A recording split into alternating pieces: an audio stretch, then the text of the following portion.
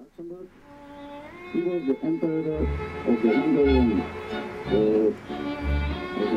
Empire in the 15th century. Both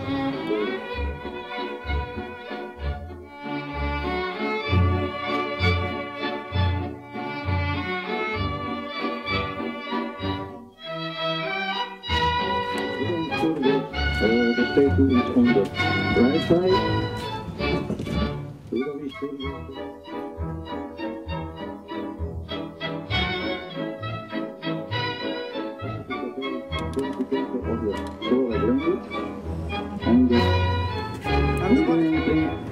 This is the church where I was baptized. In the 16th, You're right. in the 16th century. That's the interesting part. That's right, they came and going. When the people staying in the row on the bread. Yeah, remember? We can go all the time, You all can the see way, the and now all the same of the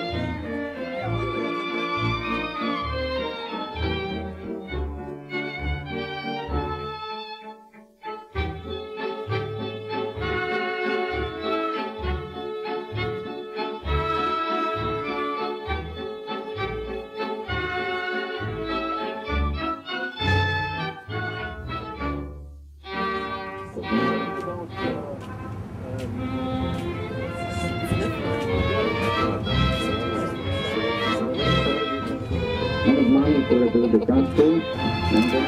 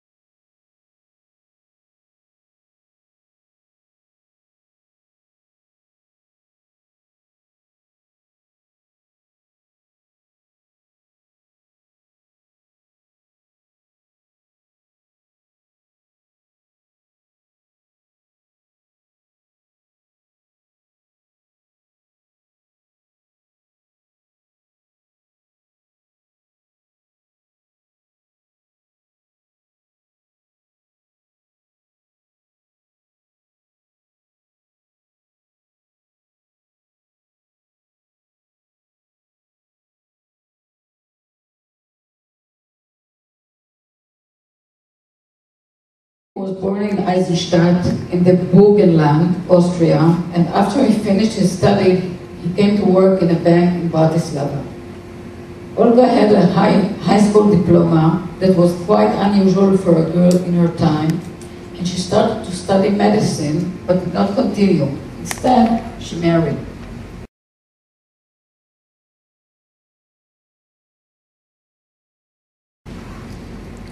They had a busy social life, many friends, and a family in Bratislava. Of all her siblings, Olga had the best relations with Shandor and Geza, the only one younger than herself, and with Roshi, whom she saw almost daily at Karolina's. They used to go on vacations to Yugoslavia and to the mountains, sometimes with the family, sometimes with friends.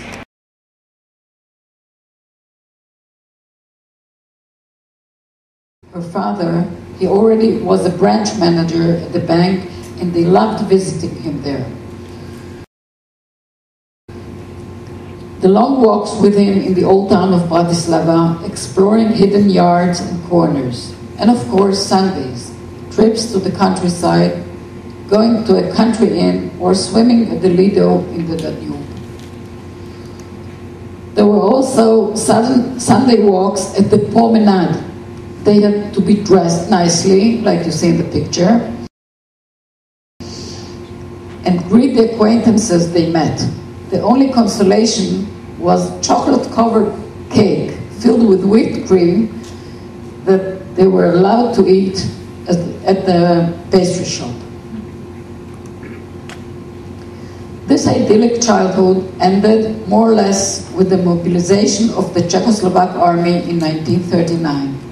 They spent a few weeks in Banska Bystrica with great aunt Adele.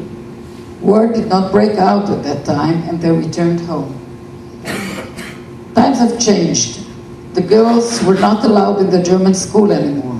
They joined the Zionist youth movement, Maccabi Tzair, which their parents only reluctantly accepted. They were convinced that it cannot happen here, believed still in their humanistic convictions. At home, there was never a racist remark. Chava had no idea which of their parents' friends were Jews and which weren't. This came up only later, when it was forbidden to visit with Aryans or have them visit. After school was forbidden for Jews, they started to learn sewing, worked in the vineyards, Agi, and in the vegetable garden, which had belonged to Uncle Deja and where he instructed them. They also studied in small groups. In 1942, transport to the east started. Before that, they had to leave their apartment and live at Karolina's, together with Lisa and her parents. Eventually, they had to live there too, and they lived in an apartment outside the ghetto, facing the Danube. Jews had to be home by 6 o'clock p.m. The main diversion was to look out the window at the passing ships. After a while, they knew them all by name. The apartment was quite crowded, so mostly the younger people occupied the kitchen, where they were more or less undisturbed. They even had a gramophone, hand-operated, of course. Sometime in the early summer of 1942, the family got an order to report for transport. But luckily, after sitting for some hours in the yard of the municipality, they were pulled out and could go back home.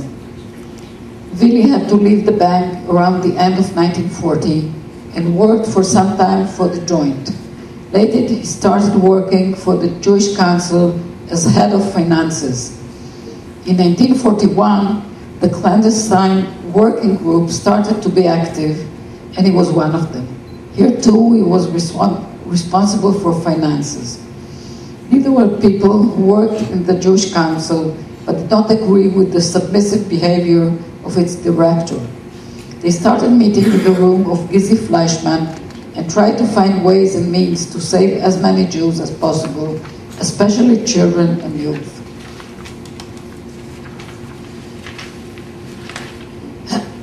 The transports had stopped in autumn 1942, the result of the working group's efforts. and the following 2 years made it possible for many to find solutions. The first did this too. During this time, Chava knew much about her father's work. Being both engaged in illegal activities made it possible for them to speak openly. Chava tells, in the summer of 1944, the uprising of the Slovak partisans took place.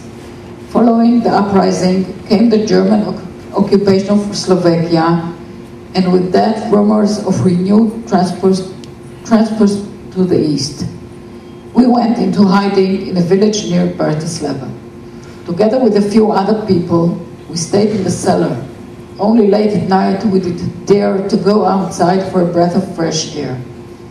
Our father had some contact with the outside world, and when he learned that negotiations with the Germans were started again, he felt it was his duty to participate. We went back home.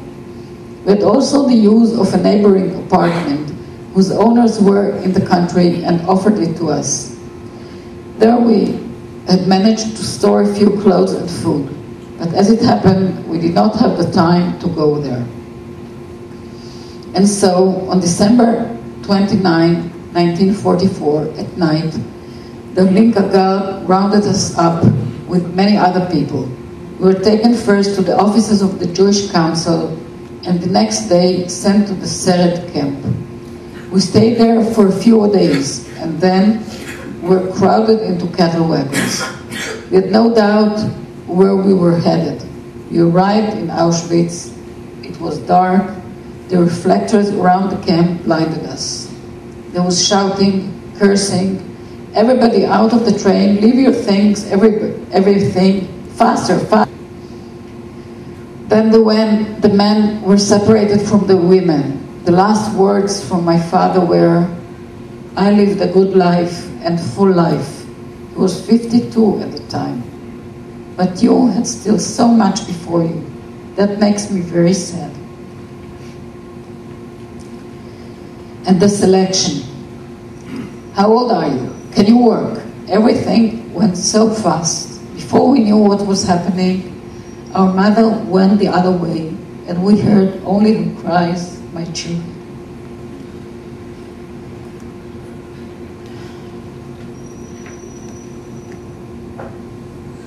Carolina survived the war in hiding, the last of the 28. When the war was over, she could not believe that her family would not come back. They came back after many years in the first war. They will come back now. She died in August 1945 after losing 4 of her siblings, 2 of her daughters with their husbands, and 4 grandchildren.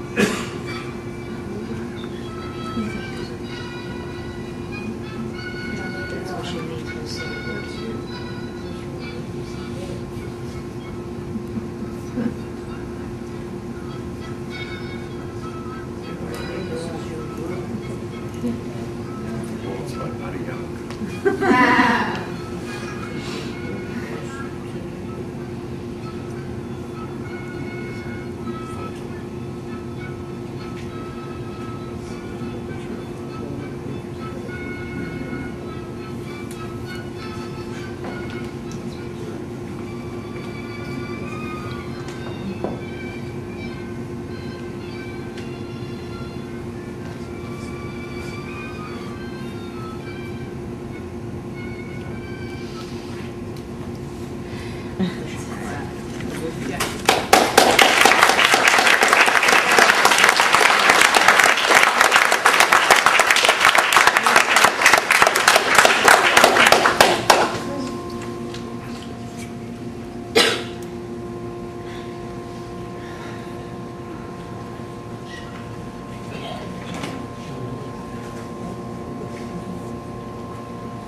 a few minutes, and after that we'll come back here and see the film. Wally? Take a few minutes.